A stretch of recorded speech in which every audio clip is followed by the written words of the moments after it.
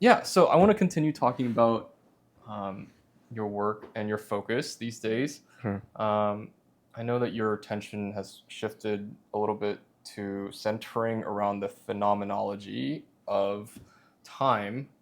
What is that? What does that look like? Sure. And how did you come to make this your focus? First, thank you for visiting my website. Yeah, First and foremost, yeah, please, guys, visit my website. It's really nice. yeah. Okay, It maybe is, not, yeah, but it's a yeah.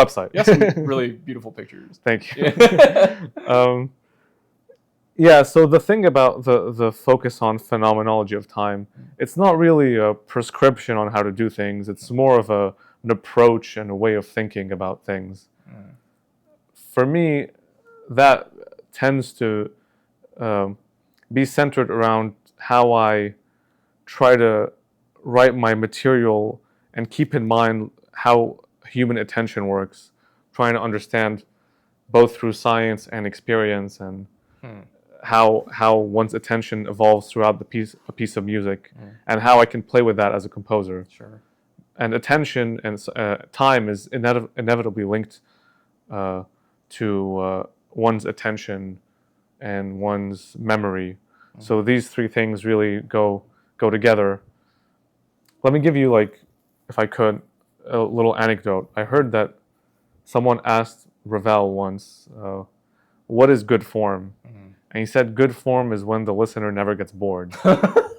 And I really love that answer Yeah, for so many reasons. yeah, Besides the fact that, I mean, if you say this to someone who doesn't work in music, they might say, "Oh, isn't that obvious?" yeah, But I feel like a lot of musicians can lose sight of that. A yeah. lot of composers might lose sight of that. The other thing I love about that answer is that it's not a technique oriented answer.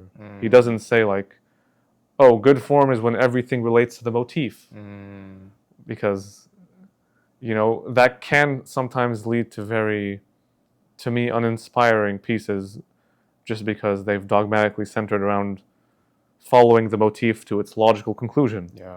or maybe to its logical destruction or whatever. I mean, Yeah. sometimes, Right, yeah. right. So that's what that means to me, the focus on phenomenology of time. Hmm. Or that's how it leads me to think about that as I'm composing. Yeah. Well, and where's the genesis of this? Like, what led you down this path?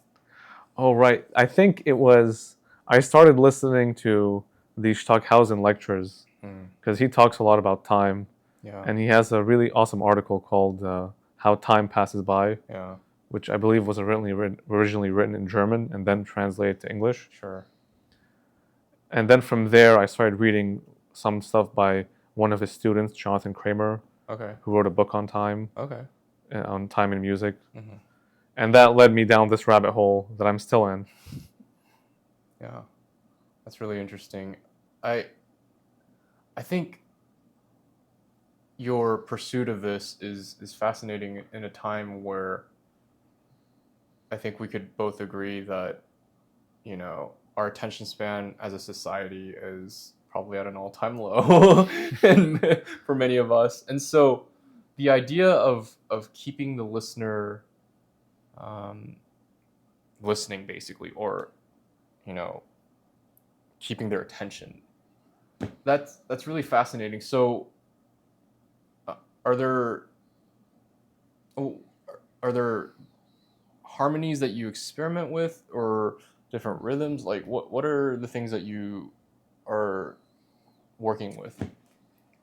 Yeah, see, now it's examples tend to be very complicated because any musical example is gonna have a network of things that are interrelated. Mm, For example, you ask, is there a certain harmony? Well, if a harmony stands out somewhere, mm. it depends on the context, Sure. right? Yeah.